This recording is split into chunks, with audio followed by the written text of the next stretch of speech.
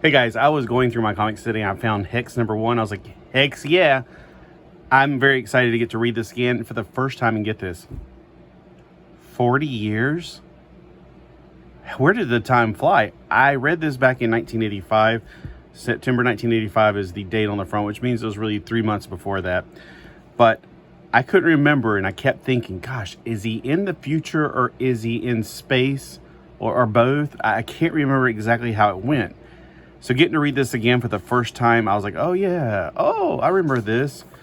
So this is a fantastic issue. You need to get it. You need to get all of Hex. It's only like it's not even 2 years worth of issues, but this was my first introduction to Hex. I'm going to ask questions during this. So if you're a big Jonah Hex fan, please let me know those answers, because some of the questions I have, I didn't have them as a kid. So one of the great things about reading comic books again, after 40 years of not reading it, is that as an adult, we see things differently than we did as kids.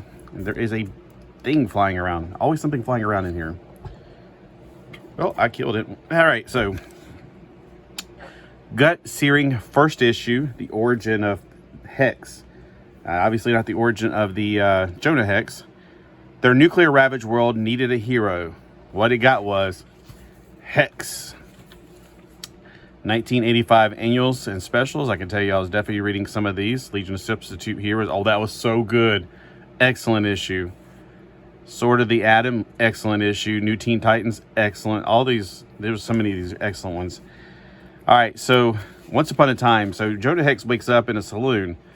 Evidently, the last issue of Jonah Hex was Hex 92, Jonah Hex 92 or something, because he keeps on referring back to it. And then when he goes to blow up this guy, he finds out he ain't no guy at all. It's a robot. He goes out and he's like, uh-oh, he got out of the simulation room. I'm not sure how he got to the future, if he was in a coma or whatever, or they teleported him.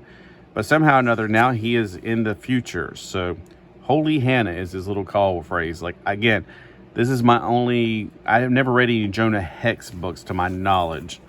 No, I have read something. I've read a Jonah Hex story one time. Something about him, snow, rabbits, something like that. I do remember reading something.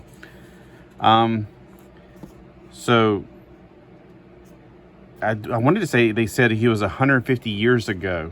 He woke up and he's 150 years displaced. Now, I don't know when Jonah Hex was actually made. So, oh, here we go. Jonah Hex number 92 is the last reference, so I'm guessing that was the last issue before they switched over to Hex.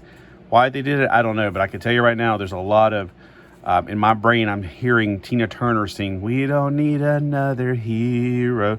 This is very Road Warrior, very, that you could tell that they were going after that feel.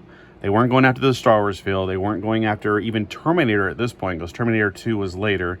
It's got kind of a Terminator 2 flavor to it, but it's definitely much more, after you get past this first part, very Road Warrior, very Thunderdome, I guess you can say. And maybe Thunderdome was out at that time and did have a definite influence. So this guy right here basically told him he's part of his collection, and he kind of starts explaining things to him about how I fear the ferocity of human warfare. The only intensifies since your last since your days. So in other words, war's gotten so bad, and now that everything's over and everything's back to happy, joy.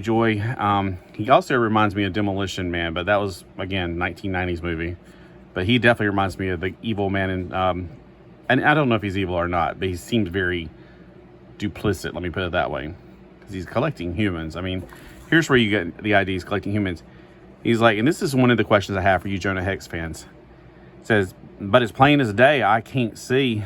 Can't. That is just like my little brother's talking.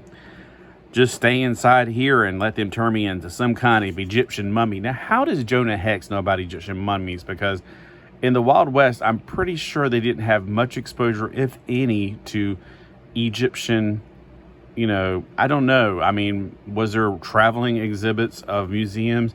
Did they actually have exhibits? I figured that in the Wild West, they were so busy trying to stay alive, they didn't have time for culture or any of that kind of stuff. But you guys let me know. Maybe you go, oh no, Jonah Hex went to Egypt one time. All right, I have no idea. So that would be a question for you guys, because I, again, am not a Jonah Hex reader. This was my first Hex when I was a kid. Jonah Hex, I didn't have magic or anything. But when he broke out of it, there's a whole bunch of these guys trapped up in here. He's even noticing that some of these guys have got costumes he recognizes, some not so much. And he's like, you know what? These guys right here, they need to stay put. They're not wearing his gray uniform, if you know what I mean. And then he's thinking these pea shoot. He's got some guns, so he's wanting to get some guns, some weapons that he recognizes. He figures out a way to escape from this place, which is it's kind of a plot hole, but at the same time, you got to move the narrative forward. So he gets out underneath a garbage shutter, and they're even on the radio, which is interesting. There's still radio in the future. I mean, it's not even, I don't know what year this is set in again, but it is the far future, evidently. It's very, like I said, it's very Thunderdome. And then he comes up on these gang that's got this really nice-looking woman, and they're going to hurt her, I guess. And he rescues the woman because Jonah Hex don't believe in beating up on no woman. And then we got E.T. But she's like, I got hurt, so you're going to have to drive. And he doesn't know how to drive a motorcycle. He's never driven a motorcycle. But he learns the hard way. And there he goes. And when he gets to this place, he's realizing that maybe he's in the wrong group. He's starting to feel like he's in the wrong place. And this is interesting, too. We're going to have some fresh hopper. Look at the size of the grasshopper. I'm like, oh gosh, this mutated grasshoppers. Okay, another common thing they're talking about here is there's not any water left. And they're like talking about, we're going to go out on a water raid tomorrow, yada, yada, yada. And it's like, if there's not any natural resources like water, where's that grasshopper drinking from? It doesn't get that big just breathing air. Maybe I'm wrong. I'm not a biologist, but I'm just saying, maybe I'm wrong.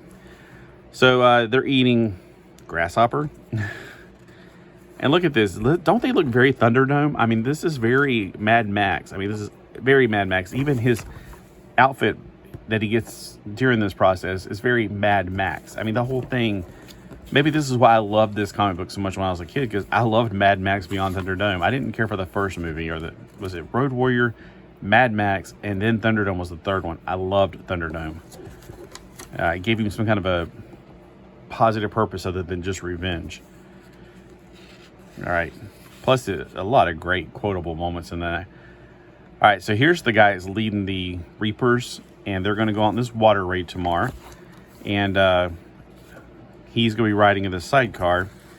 And during the process, there's a turnabout where they had a mole in the Reapers that tipped them off. And so, they found out, they didn't know that they were going to be, they thought they were going to go out and get the water and come back, but unfortunately they didn't. And she was about to say something, and she got cut off where it says, no, you don't understand. It's like, we're not going to get water. It's like, there's not, and I'm thinking she was going to say there's not enough water left on Earth, basically. Like, it's like scorched Earth, like after nuclear war. Like, like what Mad Max looks like it's setting in the desert. For all we know, Mad Max could be set in the ocean where the ocean used to be. That's the twist you got to think about. That's why I often joke about, I need to get out to the beach before it's, gone.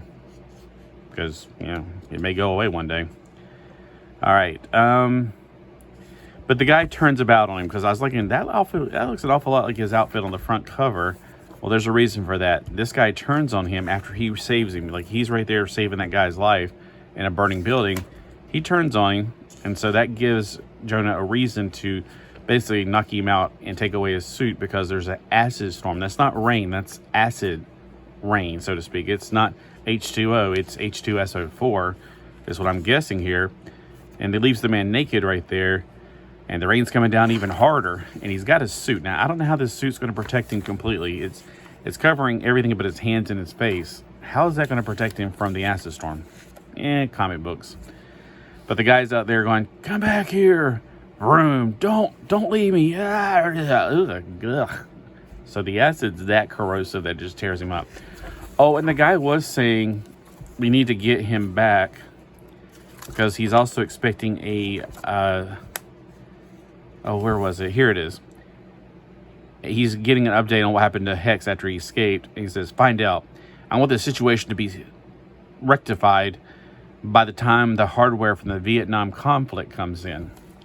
I'm like, I don't know much about the war books, but is there some kind of thing about, I wonder if this is going to be one of those comics where people keep coming in from all the different weird war tales and Sergeant Rock and stuff like that. So at the very end of this, here's that hardware coming in from the Vietnam conflict.